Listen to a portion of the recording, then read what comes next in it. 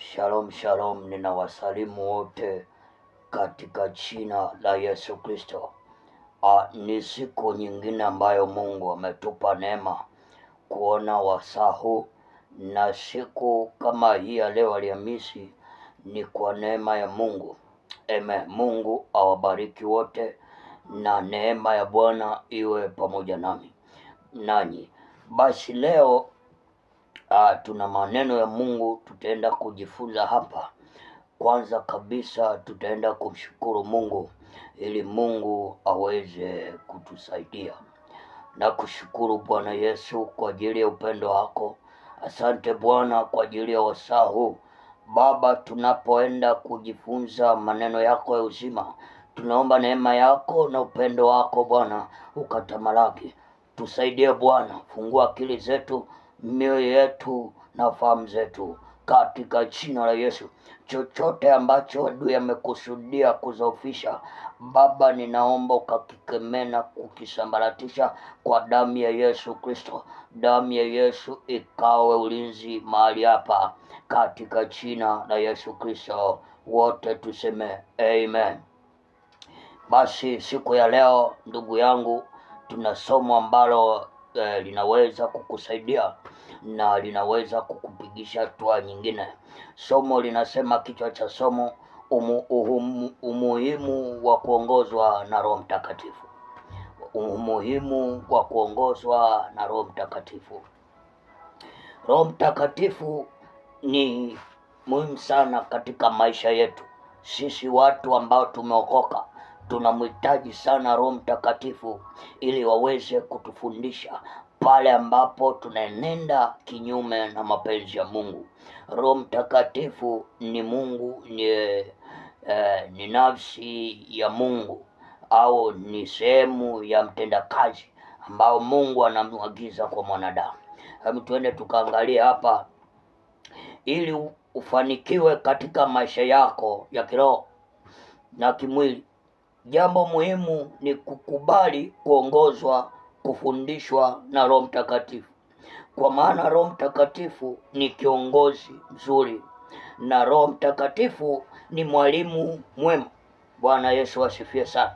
Daudi anaomba, anasema, uniongoze katika kweli yako na kunifundisha, maana wewe ndiwe Mungu wa wokovu wangu, na kungoja wewe mchana kutwa. Ukisoma ile Zaburi 25 na ule mstari wa 5 utaona hapo Roho Mtakatifu atakuongoza katika kweli ya Mungu na kukufundisha. Yesu anasema, lakini yeye atakapo kuja huyo Roho wa kweli, atawaongoza, awatia kwenye kweli yote, kwa maana hata nena kwa shauri lake mwenyewe, lakini yote atakayo yasikia. Kazi moja wapo ya Roho Mtakatifu ni kutuongoza sisi wanadamu ambao tunaishi katika dunia, ili tutie kwenye kweli yote.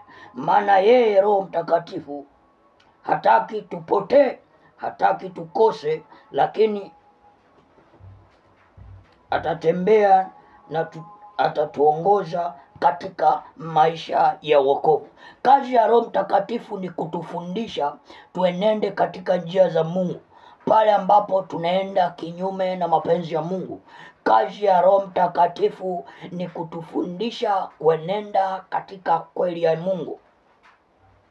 Ukikubali kuongozwa na Roho Mtakatifu, Roho Mtakatifu atakuongoza katika kweli yote. Yo Zaburi 25 mstari wa 5. Roho Mtakatifu atakuongoza katika njia ya milele. Zaburi 139:24. Kuna matatizo mengi sana ambayo tumeingia kwa sababu ya kutosikiliza sauti ya Roho Mtakatifu. Kuna watu wengi wanashindwa kumsikiliza Roho Mtakatifu anasema nini katika maisha yao. Ndiposa hapa tunatakiwa kusikiliza kile Roho Mtakatifu anachozungumza. Pengine shetani naye anaweza akaleta sauti zake ukazani ni Roho Mtakatifu. Nikwambie kwamba unaweza ukaomba, lakini shetani naye akasemesha akili yako.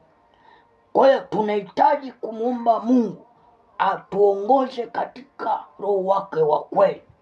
Kama kuna roho ambazo shetani anatuma ndani yako, ni kuzikemea na kuzisambaratisha, ili Mungu aweze kuachilia Roho wake wa kweli ndani yetu. Hakuna mtu ambaye aliwahi kuongozwa na Roho Mtakatifu akapata hasara. Hakuna mtu ambaye aliongozwa na Roho Mtakatifu akapata hasara. Watu wengi wameharibikiwa kwa sababu ya kutomtii Roho Mtakatifu. Mwaka huu kubali kuongozwa na Roho Mtakatifu. Usifanye moyo wako kuwa mgumu mbele zake. Wewe jiachilie mbele zake Roho Mtakatifu. Utaona mkono wake Roho Mtakatifu. Roho Mtakatifu atakufundisha na kuenenda katika njia zake.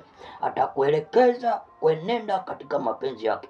Pia katika mstari huo Yohana 16:13 tunaona kazi nyingine ya Roho Mtakatifu ni kutupasha habari ya mambo yajayo. Maana yake mambo yaliyo sirini yenye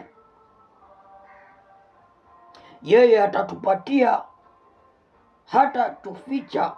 Kwa hiyo hatutatembea kama vipofu, kwa maana mambo yote ya sirini atatupasha habari yake. Pale tunapomtii na kunyenyekea, Roho Mtakatifu atatufundisha na tutaenenda katika njia za Mungu. Tutaenenda katika mapenzi ya Mungu.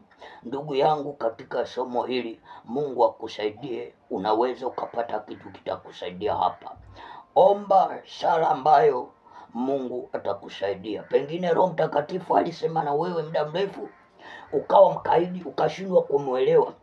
Inakupasha uombe toba. Mwambie Roho Mtakatifu akusamehe. Pale ambapo sauti yake ilisema na wewe ukakataa, mwambie Roho Mtakatifu akusamehe, akutakashe, uwe mnyenyekevu, utembee katika njia za Roho Mtakatifu. Naye Roho Mtakatifu atakusamehe na atakaa ndani yako na atakufundisha yale yapasayo kuenenda katika mapenzi ya Mungu. Mungu wa mbinguni akubariki sana. Amen.